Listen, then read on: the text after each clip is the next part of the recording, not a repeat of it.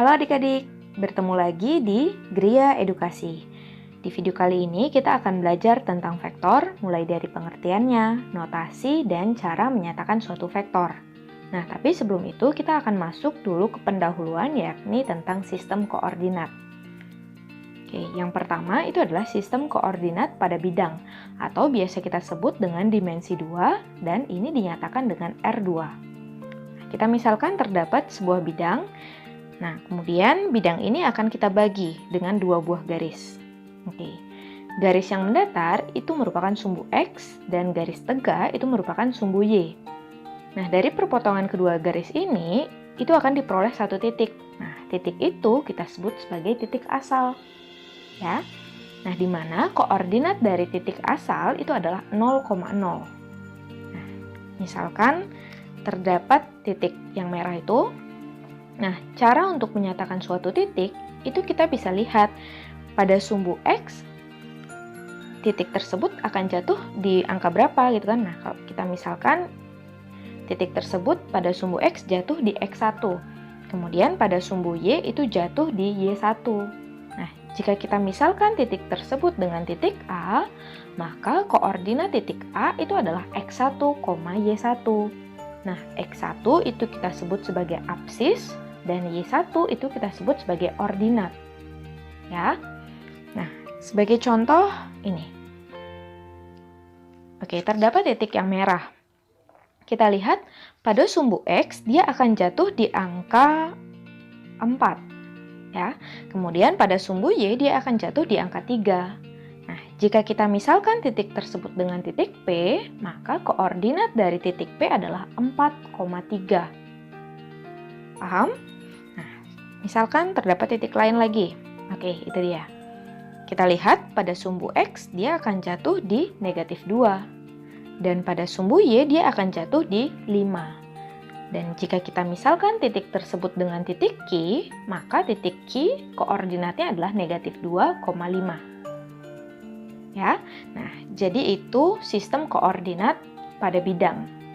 Untuk menyatakan titiknya, kalian bisa lihat dari sumbu X, sumbu Y. Oke, nah sekarang kita lanjut ke sistem koordinat berikutnya, yakni sistem koordinat pada ruang atau biasa kita sebut dengan dimensi 3 dan dinotasikan dengan R3. Pada dimensi 3, terdapat 3 buah komponen pembentuk titik koordinat. Komponen yang dimaksud itu adalah sumbu X, sumbu Y, dan sumbu Z. Sebagai ilustrasi, kita misalkan terdapat sebuah titik. Nah, untuk mencari berapakah koordinat dari titik tersebut, kita proyeksikan titik itu pada bidang XY, sehingga diperoleh garis berikut. Nah, dari garis tersebut kita tarik ke sumbu X, maka akan berada di X1. Nah, kemudian pada sumbu Y itu akan berada di Y1. Dan pada sumbu Z itu akan berada di Z1. Nah, jika kita misalkan titik tersebut dengan titik A, maka koordinat dari titik A itu adalah X1, Y1, Z1. Nah, contohnya bisa diperhatikan gambar berikut. Terdapat titik yang merah. Nah, kita proyeksikan titik tersebut pada bidang XY, sehingga diperoleh garis tersebut. Nah, dari garis itu kita tarik ke sumbu X, akan diperoleh di negatif 3. Dan pada sumbu Y itu akan diperoleh di 4, dan pada sumbu Z itu di 3. Jika kita misalkan titik tersebut dengan titik P, maka koordinatnya adalah negatif 3,4,3. Oke.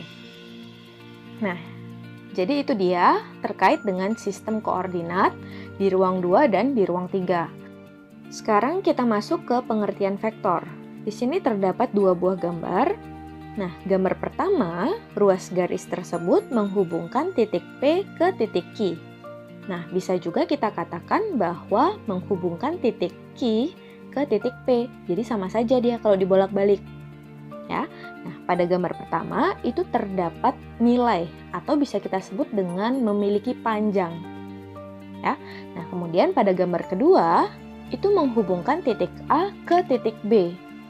Jika kalian ingin menyebutkannya dengan titik B ke titik A, maka gambarnya bukan seperti itu. Ya, maka gambarnya arah panahnya itu akan menuju ke titik A. Ya, jadi pada gambar kedua kalau kalian bolak-balik itu memiliki gambar yang berbeda. Ya, memiliki arah yang berbeda. Nah, selain memiliki arah, pada gambar kedua itu juga memiliki nilai. Ya. Nah, untuk gambar pertama itu kita sebut sebagai besaran skalar karena dia hanya memiliki nilai. Nah, sedangkan pada gambar kedua itu kita sebut sebagai besaran vektor karena selain memiliki nilai, dia juga memiliki arah. Nah, dari gambar kedua dapat kita simpulkan bahwa vektor adalah besaran yang mempunyai besar atau nilai dan memiliki arah. Besar vektor itu dinyatakan dengan panjang anak panah, sedangkan arah vektor dinyatakan dengan arah anak panahnya. Oke, nah sekarang kita kembali lagi ke vektor AB. Titik A itu kita sebut sebagai titik pangkal. Kemudian titik B kita sebut sebagai titik ujung. Nah, vektor AB tersebut dapat kita tulis dengan notasi seperti ini. AB huruf besar dan terdapat garis panah di atasnya menuju titik B. Ya. Nah, selain ditulis dengan huruf besar, bisa juga kita tulis dengan huruf kecil. Nah, misalkan vektor AB tersebut saya misalkan dengan vektor U kecil. Maka penulisannya menjadi seperti ini. Huruf U terdapat panah di atasnya. Selain itu, bisa juga ditulis menjadi seperti ini, dengan garis di bawahnya, atau bisa juga ditulis seperti ini. Huruf kecil yang dicetak tebal. Nah, jadi keempat ini merupakan notasi dari vektor. Ya. Yang paling umum digunakan itu adalah yang pertama dan yang kedua. Gitu. Cuman tidak menutup kemungkinan bahwa penulisan vektor yang digunakan nanti adalah bentuk ketiga atau bentuk keempat. Oke, tapi intinya itu sama saja. Nah, sekarang kita belajar untuk menyatakan vektor yang berada di ruang 2 atau berada pada bidang. Nah, vektor di ruang 2 itu dinyatakan sebagai pasangan bilangan, di mana pasangan bilangan tersebut dapat kita tulis melalui 3 bentuk berikut. Nah, bentuk yang pertama itu adalah vektor kolom. Jadi pasangan bilangannya kita tulis secara vertikal. Nah, bisa juga dengan vektor baris. Jadi pasangan bilangan kita tulis secara horizontal. Nah, yang ketiga itu dengan menyatakannya dengan vektor basis, yakni X1Y tambah Y1J. I itu menyatakan pergeseran sepanjang sumbu X, dan J itu menyatakan pergeseran sepanjang sumbu Y. Ya. Nah, tadi kan dibilang bahwa vektor di ruang 2 itu dinyatakan sebagai pasangan bilangan, maka akan terdapat 2 buah bilangan. Bilangan pertama, nilai X1-nya itu kita tentukan berdasarkan pergeseran ke kanan atau ke kiri. Jika digeser ke kanan, maka bilangan pertama bernilai positif, sedangkan jika digeser ke kiri, bilangan pertama akan bernilai negatif. Nah, kemudian untuk bilangan keduanya, nilai dari Y1 itu kita tentukan berdasarkan pergeseran ke atas atau ke bawah. Jika digeser ke atas, maka bilangan kedua akan bernilai positif, dan jika digeser ke bawah, bilangan kedua akan bernilai negatif. Nah, sebagai contoh, di sini kakak terdapat 3 buah vektor. Nah, vektor pertama itu vektor PQ. Nah, di sini kita lihat dulu bahwa titik pangkalnya adalah titik P dan titik ujungnya adalah titik Q. Nah, kita cari pergeseran yang dilakukan dari titik P menuju titik Q. Ya, kita lihat pergeseran ke kanan atau ke kirinya. Nah, dari titik P mau ke Q, dia harus digeser ke kanan sejauh 1, 2, 3, 4, 5. Sehingga di sini posisi terakhir. Nah, berarti dari titik P itu digeser ke kanan sejauh 5 satuan. Berarti bilangan pertamanya adalah positif 5. Nah, kemudian dari posisi terakhir, untuk menuju titik Q, dia harus digeser ke atas. Oke, berarti sejauh 1, 2, 3. Oke, karena digeser ke atas sejauh 3 satuan, maka bilangan kedua itu bernilai positif 3. Sehingga vektor PQ dapat kita tulis sebagai berikut. Ya, kita tulis dengan vektor kolom, vektor baris, dan vektor basis. dengan X1-nya 5 dan Y1-nya adalah 3. Oke, jelas ya? Oke, kemudian kita ke contoh berikutnya lagi. Nah, di sini terdapat vektor RS. Titik pangkalnya adalah titik R. Kemudian titik ujungnya adalah titik S. Nah, kita cari pergeseran dari R menuju S. Nah, pertama kita tentukan X1-nya. Berarti kita tahu bahwa dari R mau ke S itu harus digeser ke kiri. Sejauh 1, 2, 3, 4. Nah, di sini posisi terakhir. Berarti dari R itu harus digeser ke kiri sejauh 4 satuan. Maka nilai X1-nya itu adalah negatif 4. Ya. Nah, dari posisi terakhir untuk mencapai titik S itu harus digeser ke atas sejauh 1, 2. Maka nilai Y1-nya adalah positif 2 karena dia digeser ke atas. Maka vektor RS dapat kita tulis sebagai berikut. Ya, di mana X1-nya adalah negatif 4 dan Y1-nya adalah 2. Yang bisa kita tulis dalam bentuk vektor kolom, vektor baris, dan vektor basis. Oke, nah sekarang kita lanjut ke contoh berikutnya, terdapat vektor TU. Nah, kita lihat pergeseran dari T mau ke U.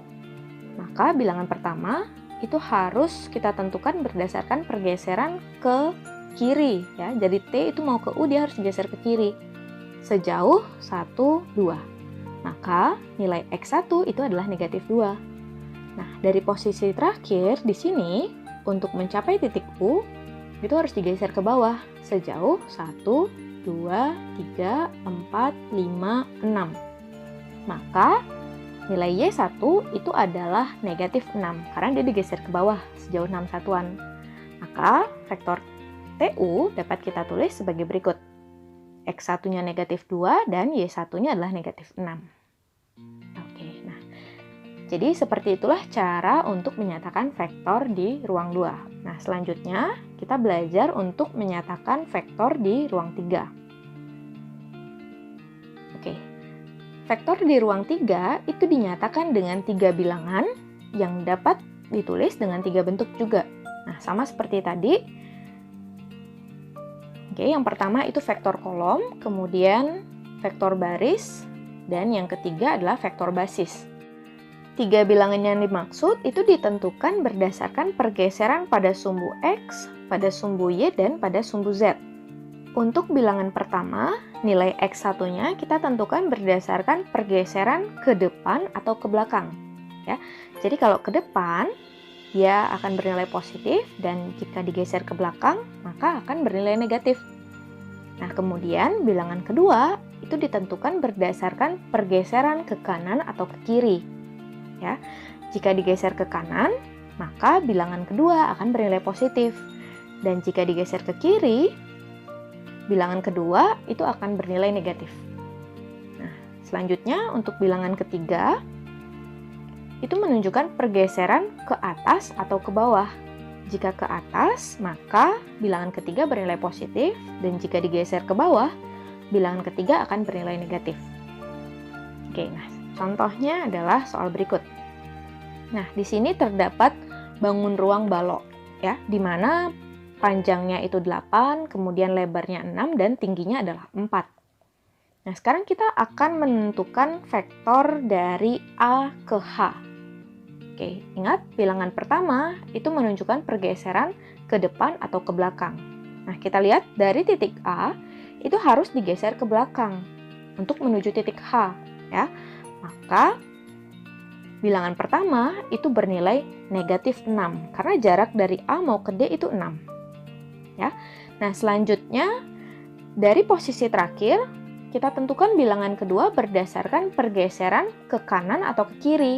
Nah, kalau kita lihat dari titik D itu tidak perlu digeser ke kanan atau ke kiri.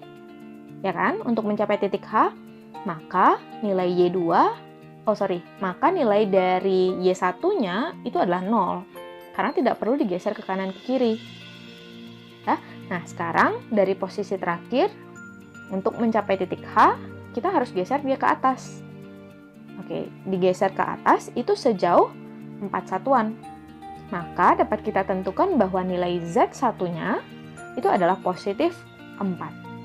Ya, sehingga vektor AH dapat kita tulis sebagai berikut.